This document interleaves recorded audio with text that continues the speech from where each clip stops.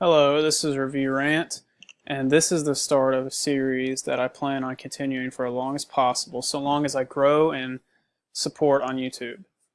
On this video, I will be reviewing Incredibles 2 and how it matches up with the first Incredibles. To start, I thought that Incredibles 2 was a great movie in itself, and it improved on many key aspects that the original established. One of the first being the visuals. The visuals of the first ones were not bad by any means, but the second one definitely steps it up in many aspects. For example, in the first scene with the Underminer, the crashing in the buildings, everything was just beautiful and very crisp. My second critique of this movie is an improvement is that it's funnier. The first movie definitely had its laugh with Jack and Frozone being, the head part of the comedy, and you can't forget about Edna. But this one definitely steps it up. Every character has a distinct personality and powers, and in this movie they definitely use that to their advantage to create a comedic moments. I would say the funniest moments are once again by Jack, where they're discovering his powers at the house. That is the funniest parts of the movie. But the comedic factor in general in this movie is definitely stepped up to a new level. My third critique of this movie that I thought was an improvement is the entertainment level. This movie is definitely more entertaining than the first one. I thought that in the first one it was definitely entertaining, but the action sequences were definitely more split up, where there were a bunch of fast-paced parts in it, like the middle and the end. However, it did not start out like in this movie with action. In this movie, it started out with the Underminer attacking buildings and everything, and it just kind of kept going from there. My fourth critique of this movie would have to be it once again captures the true essence of family, of the Incredibles family, and that is to work together. In the first movie, each character had distinct powers and personalities, and they had to look past that in the first one to work together and defeat evil. In this one, they do that once again to defeat the Screenslaver, the villain of this movie. And that leads me to my rants about this movie, is my first problem, the villain. The villain is awful in this movie. In the first one, we had Syndrome, whose motives we clearly understand and we could sympathize with.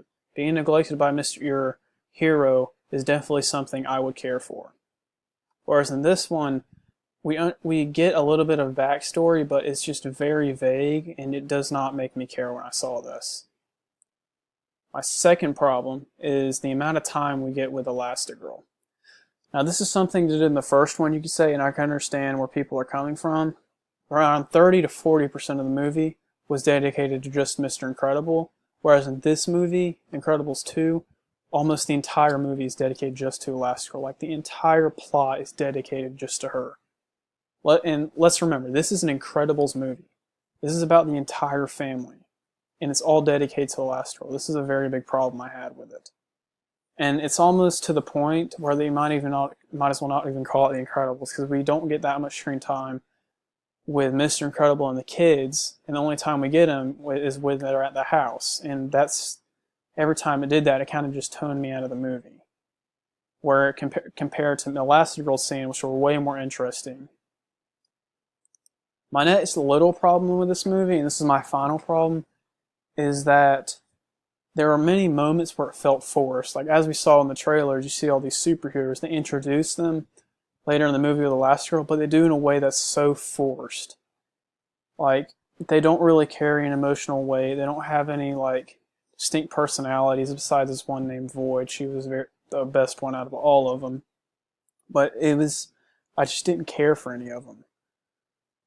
And another problem, I guess, that it kind of drips off of the introduction of these characters, is that comedic lines and everything from these characters and everyone in the movie, a lot of times it just felt forced to the point where it wasn't funny. But that's about it. I mean, the comedy was, for the most part, great, and it worked well, but the forced part of these forced characters later in the movie Elastigirl, it didn't aid that. It just made it worse. with all that said, this is going to lead me to my conclusion.